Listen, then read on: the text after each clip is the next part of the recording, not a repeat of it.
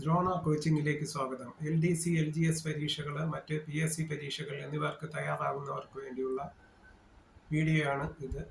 മുൻകാല ചോദ്യങ്ങളും പ്രതീക്ഷിത ചോദ്യങ്ങളും അവയുടെ ഉത്തരങ്ങളും അടങ്ങിയ വീഡിയോയാണ്. മുൻ വീഡിയോകൾ കണ്ട് പ്രോത്സാഹിപ്പിച്ച എല്ലാവർക്കും നന്ദി അറിയിക്കുന്നു. ഈ വീഡിയോ ആദ്യമായി കാണുന്നവർ ലൈക്ക് ചെയ്യുകയും സബ്സ്ക്രൈബ് ചെയ്യുകയും ഷെയർ ചെയ്യുകയും ചെയ്ത് പ്രോത്സാഹിപ്പിക്കണമെന്ന് അഭ്യർത്ഥിച്ചുകൊണ്ട് ആരംഭിക്കുന്നു.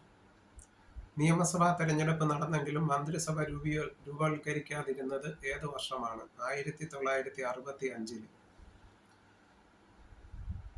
കേരള സംസ്ഥാന ഭാഗ്യക്കുറി ആരംഭിച്ചത് എന്ന്? 1967. കടലിലെ തിരമാലകൾക്കുള്ള ഊർജം ഏതാണ്? ഗതികോർജം ആണ്. ഇലക്ട്രോണിക്സിലെ അത്ഭുത ശിശു എന്നറിയപ്പെടുന്നത് എന്താണ്? ട്രാൻസിസ്റ്ററുകൾ ആണ്. ഹണിമൂൺ, ബ്രേക്ക്ഫാസ്റ്റ് എന്നീ പേരുകളിലുള്ള ദ്വീപുകൾ സ്ഥിതി ചെയ്യുന്നത് എവിടെയാണ്?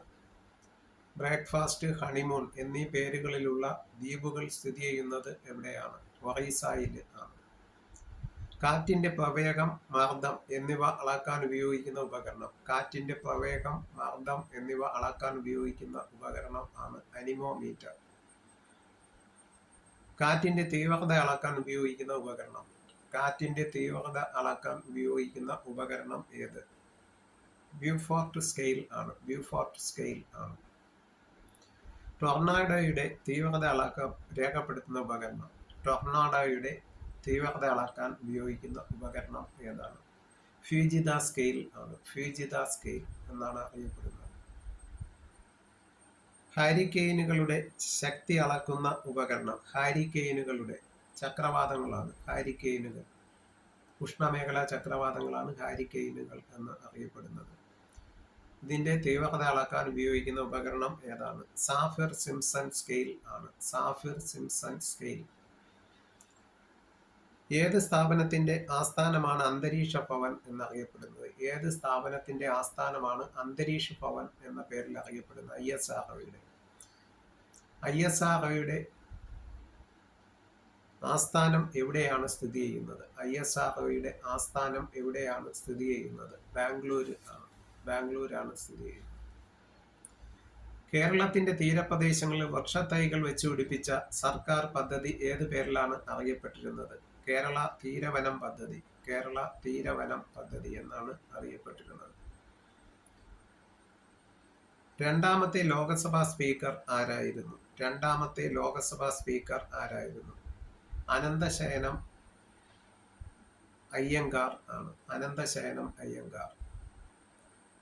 ആദ്യത്തെ ലോകസഭാ ഡെപ്യൂട്ടി സ്പീക്കർ ആരായിരുന്നു? അതും അനന്തശയനം അയ്യങ്കാർ ആണ്.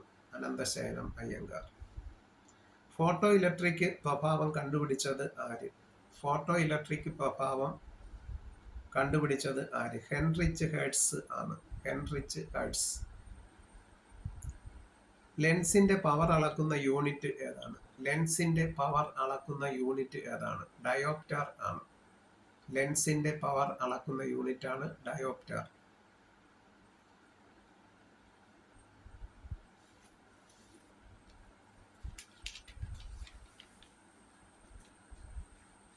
കേന്ദ്ര മന്ത്രിസഭയിലെ ആദ്യത്തെ വ്യവസായ മന്ത്രി ആരാണ്? ശ്യാമപ്രസാദ് മുഖർജിയാണ് ആദ്യ കേന്ദ്ര മന്ത്രിസഭയിലെ ആദ്യ വ്യവസായ വകുപ്പ് മന്ത്രി ആണ്. ശ്യാം പ്രസാദ് മുഖർജി. കേന്ദ്ര മന്ത്രിസഭയിൽ നിന്നും രാജിവെച്ച ആദ്യത്തെ അംഗം ആരാണ്? ശ്യാമപ്രസാദ് മുഖർജി ആണ്. കേന്ദ്ര മന്ത്രിസഭയിൽ നിന്നും രാജിവെച്ച ആദ്യത്തെ അംഗം എന്ന് പറയുന്നത് ശ്യാമപ്രസാദ് മുഖർജി ആണ്. ഇന്ത്യൻ ന്യൂസ് പേപ്പർ ദിനം എന്നാണ്? ജനുവരി 29 ആണ്. ജനുവരി 29 ഇന്ത്യൻ ന്യൂസ് പേപ്പർ ദിനം എന്ന് അറിയപ്പെടുന്നത്.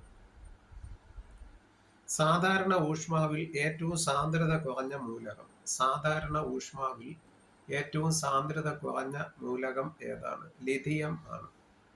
സാധാരണ ഊഷ്മാവിൽ ഏറ്റവും സാന്ദ്രത കുറഞ്ഞ മൂലകം ലിഥിയം ആണ്. സാധാരണ ഊഷ്മാവിൽ ഏറ്റവും കൂടുതൽ താപവികസനമുള്ള മൂലകം ഏതാണ്? സാധാരണ ഊഷ്മാവിൽ ഏറ്റവും കൂടുതൽ താപവികസനമുള്ള മൂലകം ഏതാണ്? സീസിയം ആണ്. സീസിയം. സാധാരണ ഊഷ്മാവിൽ ഏറ്റവും കുറച്ച് താപവികസനമുള്ള മൂലകം ഏത്? സാധാരണ ഊഷ്മാവിൽ ഏറ്റവും കുറച്ച് താപവികസനമുള്ള മൂലകം ഏത്? ഡയമണ്ട് ആണ്. ഡയമണ്ട് ആണ്.